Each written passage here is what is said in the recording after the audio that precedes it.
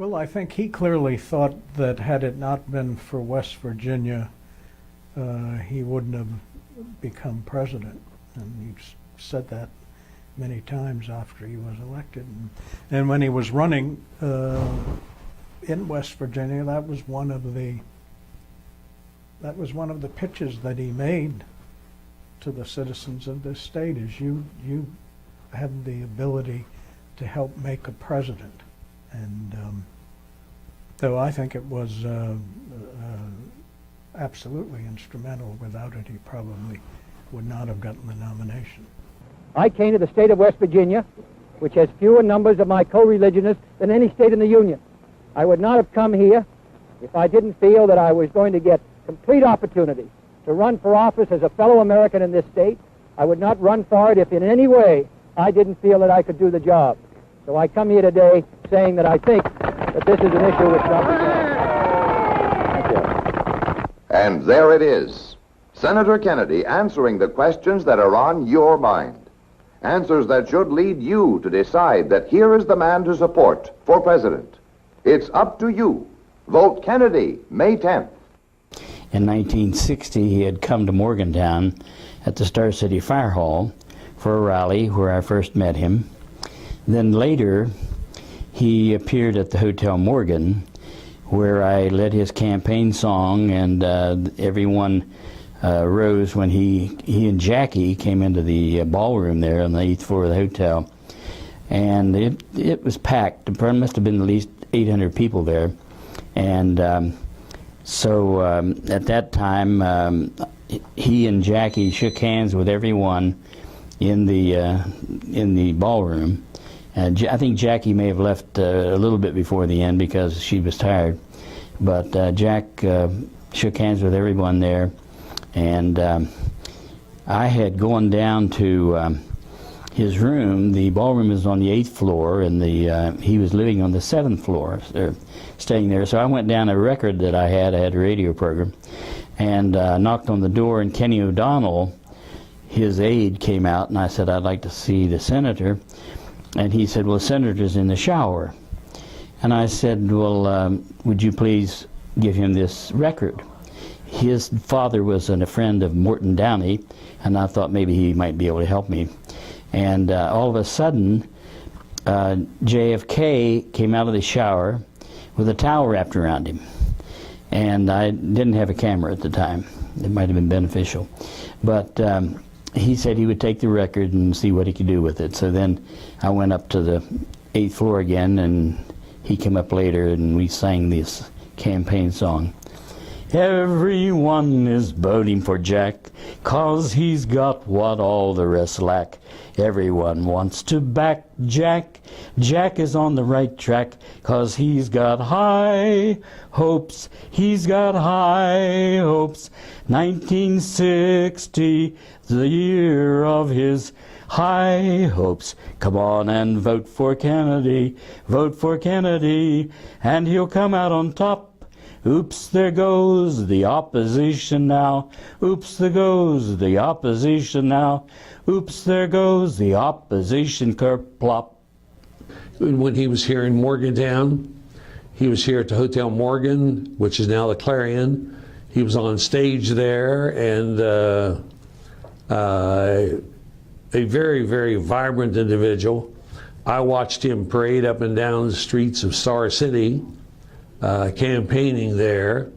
My wife had the opportunity of visiting and working with Jackie. I remember Jackie having a problem with having snagged a pair of her hose, and Julie went up the street and bought her a pair of hose, and she put them on her, so we got to know them, and they were just like everything in history says.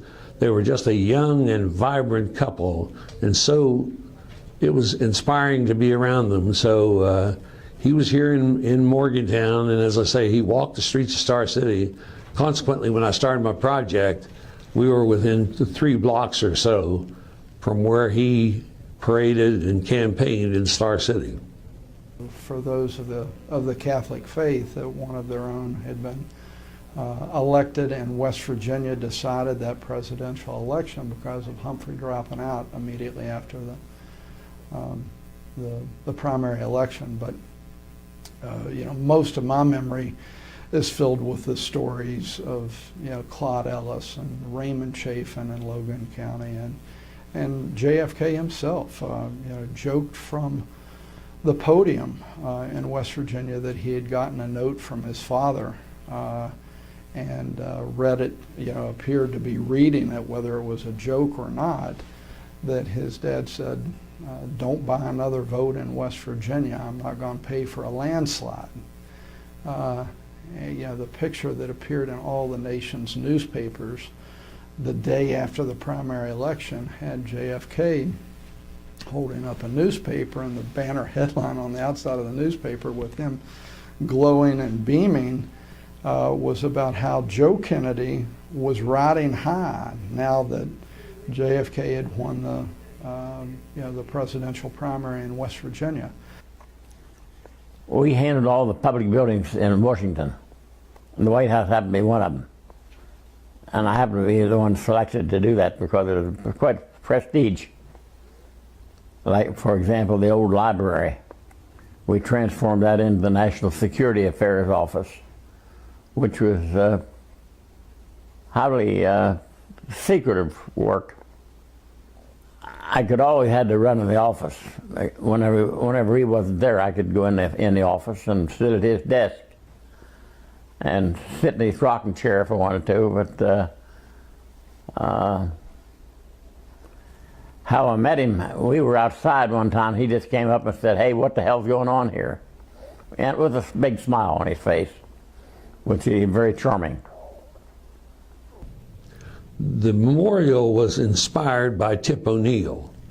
Tip O'Neill came down to Morgantown, was here on another occasion, and we had dinner together, and he was probably one of the most renowned public servants, and just not only a great public servant, a dedicated person, committed person, but a jovial person to be around. But I remember him telling me, he said, "I thought if anyone in the world would do it, you would take care of my nephew."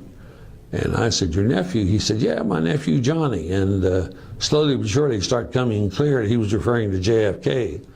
So that's how we started into that project. Well, when we built the memorial, I went along with Tip O'Neill's idea that it would be a memorial to honor John F. Kennedy. However, I had my own little thoughts and dreams about the Mother's Day Shrine in Grafton, having lost my own mother at age 10 and very fond of that there should be some place for a father. So in dedicating the memorial, it became the John F. Kennedy Memorial Park, A Father's Love. I had people, some people in some prominent places, who told me that this era of John F. Kennedy was past and there wouldn't be a following to this memorial. I'm happy to say that the Chief of Police in Star City keeps a record of attendance down there. We have had people representing 49 of our 50 states have come to see that memorial in Star City. And many people come repeatedly. I met a couple from New York, and I asked them if they liked it, and they said they loved it. They wanted to come back and see John. And I said, "Is this your first time here?" And they said, "No, we were down here last year, and as we go south, we always divert over here and come over just to see." I think they're concerned as to whether the bronze statue of John, if he's going to grow any down there, but he hasn't grown much. But there are people who come back repeatedly just to see that memorial and have some memories rekindled. It took a lot of hard work by Mr. Oliveria to do this. I mean, I have to give him the credit for that. He was very, very optimistic that it was going to work, and he put all the time and effort he could into this. There was just a lot of things added into the picture while we were all trying to get this project accomplished. So I'm very pleased that it happened. I'm thrilled about it. We've since then we have tried to take count of license plates of people that's been here, and so far every state, there's been a representative every state here that we could find out, with the exception of Hawaii, and I guess they just can't drive. But so there's been a lot of attention brought to this memorial, and I'm really proud that it's here.